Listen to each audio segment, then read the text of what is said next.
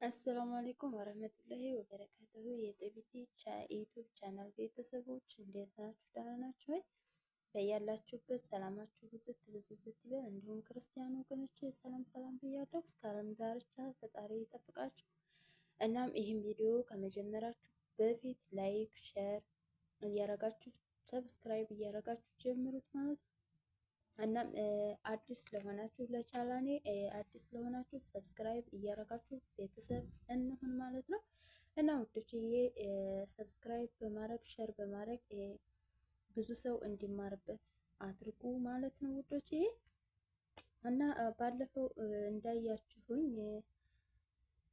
እንዳያችሁ ክፍል ሁለትን አቅርቤላችሁ ነበረ።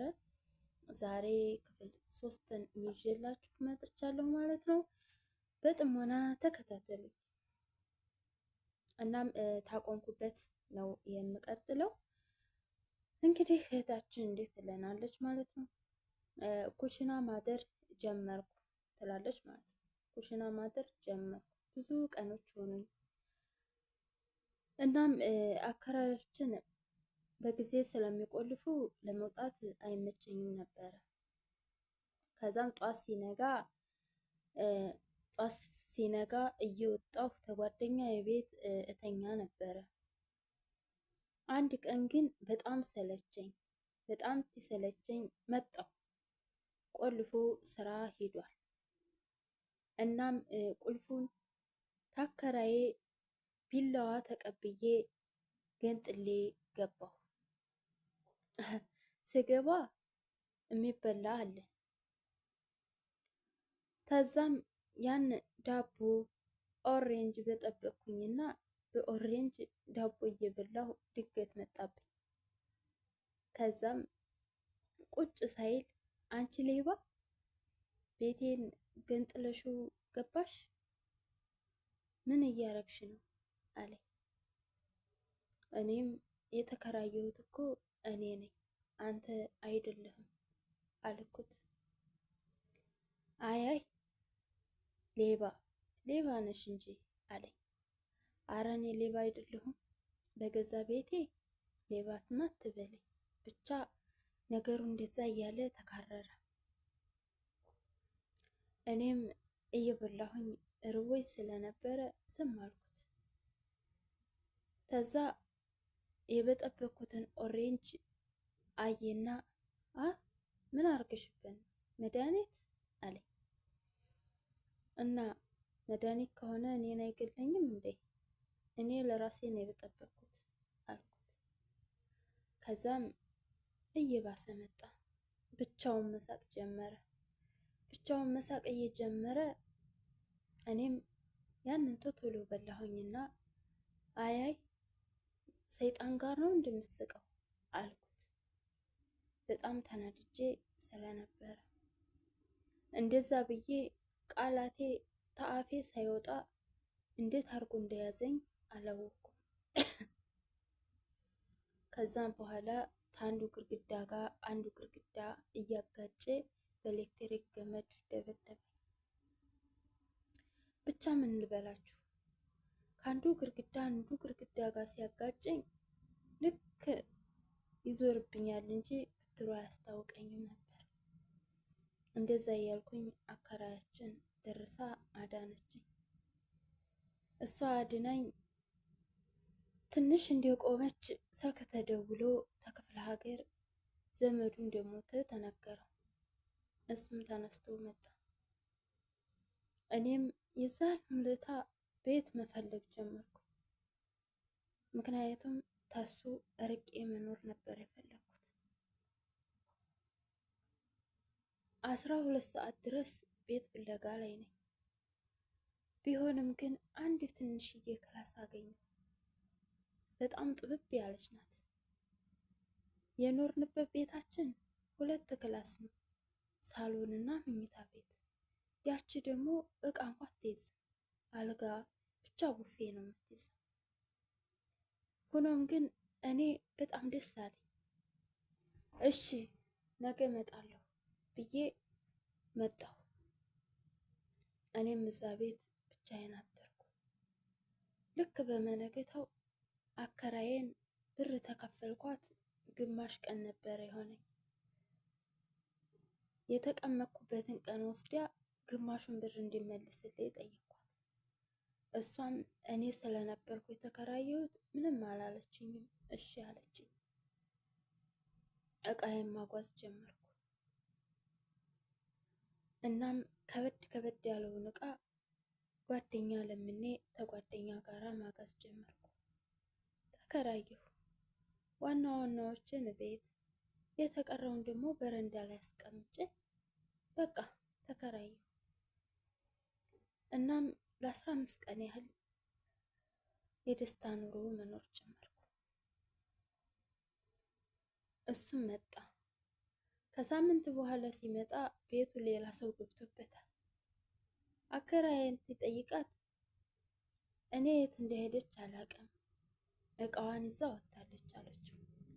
እሷንም እንዴት እንደዚህ ታደርጊያለሽ ቢላትም እሷ ግን የተከራየሁት እኔ ስለነበርኩኝ አይ እኔ እኮ አንተን አላውቅም፣ የተከራየችው እሷ ናት። ስለዚህ በምፈልግበት ሰዓት ላይ መውጣት ደግሞ መብት አላት አለችው። ይህም ባለችው ሰዓት እሱም ውጭ ማደር ጀመረ። እኔም እሷ በሰጠኝ ግማሽ ብር ብቻ ታውቃላችሁ አይደለ? ሱቅ በደረቴ እሱን ያስኩኝ። ሱቅ በደረቴ የሚጠፋው የለም። በዝርዝር ባስረዳችሁ እንደ ሳሙና፣ እንደ ክብሪት፣ እንደ ጨው፣ እንደ ሻይ ቅጠል የመሳሰሉትን እንደ ኦሞ አርጌ ያስኩኝ። ያው ደንቦች ቢያባረሩንም እኔ ግን ከመስራት ወደኋላ አላልኩም። ደስ እያለኝ መጣ። ብዙ ሽጬ እውላለሁ። በጣም ደስተኛ ነኝ። ስራ ውላለሁ፣ ማታ ገባለሁ። በጣም ደስተኛ። እናም ከ15 ቀን በኋላ ለቤተሰቦቼ ደውሎ እናቴን በጣም አጨናነቃት። ስለዚህ ጓደኞቹን ለምኖ ያለሁበትን አፈላልጎ፣ ጓደኞቹ ደግሞ ያለሁበትን ስለሚያውቁ እነሱ በጣም ተቆጡኝ፣ አስታረቁ። ያው ብቻ እኔ ምን ልበላችሁ ስለምወደው አልቆረኩም። እንዲማርበት ነበር የፈለኩት። እሱ ግን ብሷል። እናም ካስታረቁን በኋላ ትንሽ የተወሰነ ስራ መስራት ጀመረ። ነገር ግን ቤት ኪራይ የሚከፍለው እኔ ነኝ። እሱ ለራሱን እንኳን ችሏል። ከትንሽ ቀናት በኋላ ግን ጠናበት። በቃ ሌት ቁጭ ብሎ ያድራል፣ ቀን ይተኛል። እኔ ከስራ ስመጣ ያብጨቀጭቀኛል። ደከመሽ ወይ ራበሽ ወይ አይለኝም። ይልቁንስ ይሄን ለምን አገዥልኝም፣ እንደዚህ ለምን አታረጊም እያለ ያብጨቀጭቀኛል። አይ አላረግም አሰራም እንዴ ስለው ራሱ አሁን ታንዱ ግርግዳ አንዱ ግርግዳ። ሱብሃንአላህ። እኔ ነገሮችን ለማረሳሳት ብዬ ክሰል አቀጣጥዬ ቡና ቀራርቤ ፈራርሼ ያቀጣጠልኩትን ክሰል ራሱ ውሃ ይደፋበታል። በዛ ሰዓት ኃይለኛ ጠብ እንጣላለን። ብትሩን ልማድ አድርጌዋለሁ። እንደዛውም ሆኖ ውጭ ታደረ ይጨንቀኛል። አይ ውዴታ ውዴታ ነው፣ ግን ምን እንዲያደርገኝ አላውቅም። ብቻ እንደዛ እያልን እዛም መኖር ጀመር። ከአመታት በኋላ አባቴ መጣ። አባቴ ሁኔታዬን ሲያይ እቃዬን ጫጭኖ ወደ ሀገር ቤት ይዞኝ መጣ። አባቴ ሁኔታዬን በደንብ ተረዳኝ። እኔም ምንም አላልኩም፣ ተከትዬ መጣሁ። እሱ ግን እኔ አልሄድም ስራ መስራት አለብኝ ብዬ ብሎ ቀረ። እኔም አባቴ ተከትዬ ክፍለ ሀገር ሄድኩኝ።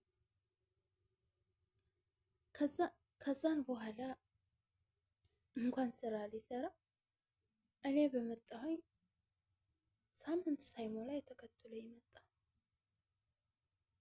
ከዛም አብረን እንኑር አልተለያየን አለኝ። ብቻ ስለምወደው እሺ ብዬ አባቴ ቢጠላም እሺ ብዬ ተከትየው ቤተሰቦቹ ጋር አብረን ሆነ። አባቴ ግን በዛ ሰዓት በጣም ጠላኝ። በአይኑ ሊያየኝም አልፈለገም። በቃ ተስፋ ቆረጠ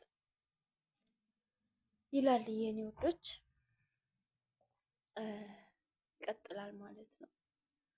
ክፍል 4 ይቀጥላል ማለት ነው የኔ ወዶች።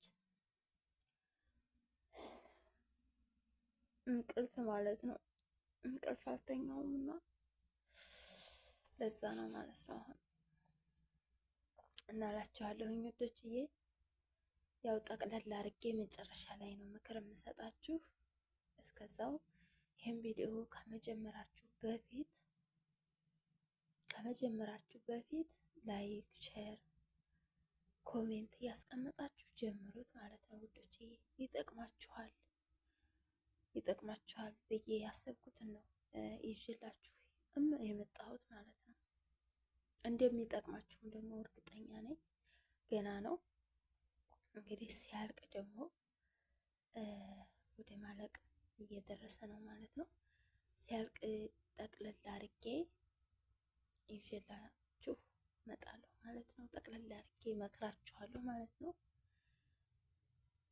ምክር አንሱ፣ ምክር ተቀበሉ እላችኋለሁ የኔ ወዶች። እስከዛው ሰላም ብያለሁ። በያላችሁበት ሰላማችሁ